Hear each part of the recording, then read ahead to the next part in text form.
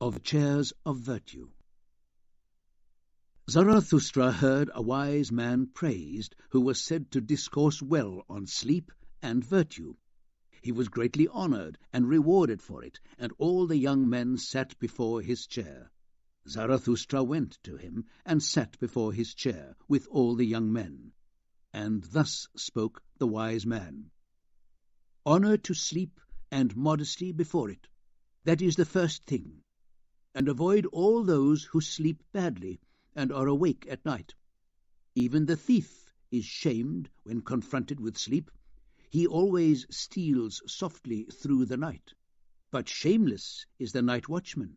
Shamelessly he bears his horn. Sleeping is no mean art.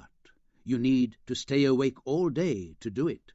You must overcome yourself 10 times a day. That causes a fine weariness, and is opium to the soul. 10 times must you be reconciled to yourself again, for overcoming is bitterness, and the unreconciled man sleeps badly. You must discover 10 truths a day, otherwise you will seek truth in the night too, with your soul still hungry. You must laugh and be cheerful 10 times a day, or your stomach, that father of affliction, will disturb you in the night. Few know it, but one must have all the virtues in order to sleep well. Shall I bear false witness? Shall I commit adultery? Shall I covet my neighbour's maidservant? None of this would be consistent with good sleep. And even when one has all the virtues, there is still one thing to remember: to send even these virtues to sleep at the proper time, that they may not quarrel among themselves, the pretty little women. And over you, unhappy man, peace with God and with your neighbour, thus good sleep will have it, and peace too with your neighbour's devil, otherwise he will haunt you at night. Honour and obedience to the authorities, and even to the crooked authorities. Thus good sleep will have it. How can I help it that power likes to walk on crooked legs? I shall always call him the best herdsman who leads his sheep to the greenest meadows. That accords with good sleep. I do not desire much honour, nor great treasure. They excite spleen. But one sleeps badly without a good name and a small treasure. The company of a few is more welcome to me than bad company, but they must come and go at the proper time. That accords with good sleep. The poor in spirit, too, please me greatly. They further sleep. Blessed and happy they are, indeed, especially if one always agrees with their views. Thus for the virtuous man does the day pass, and when night comes, I take good care not to summon sleep. He, the Lord of virtues, does not like to be summoned. But I remember what I have done and thought during the day. Ruminating, I ask myself, patient as a cow, what were your 10 overcomings? And which were the 10 reconciliations, and the 10 truths, and the 10 fits of laughter with which my heart enjoyed itself?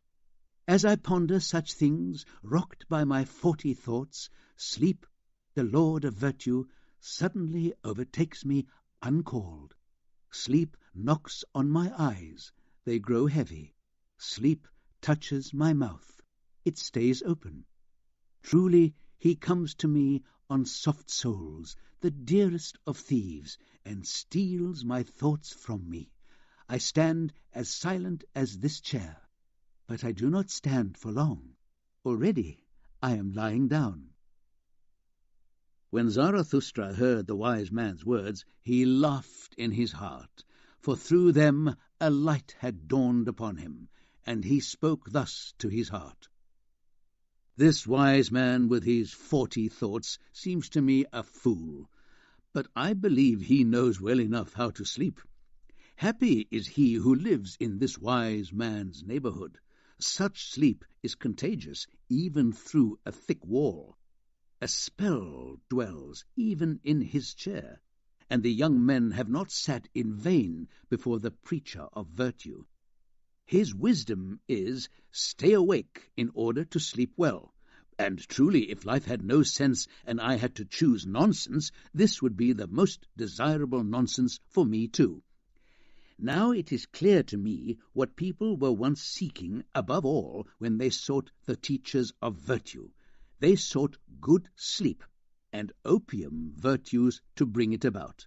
To all of these lauded wise men of the academic chairs, wisdom meant sleep without dreams. They knew no better meaning of life. And today, too, there are some like this preacher of virtue, and not always so honourable. But their time is up, and they shall not stand for much longer. Already they are lying down. Blessed are these drowsy men, for they shall soon drop off. Thus spoke Zarathustra.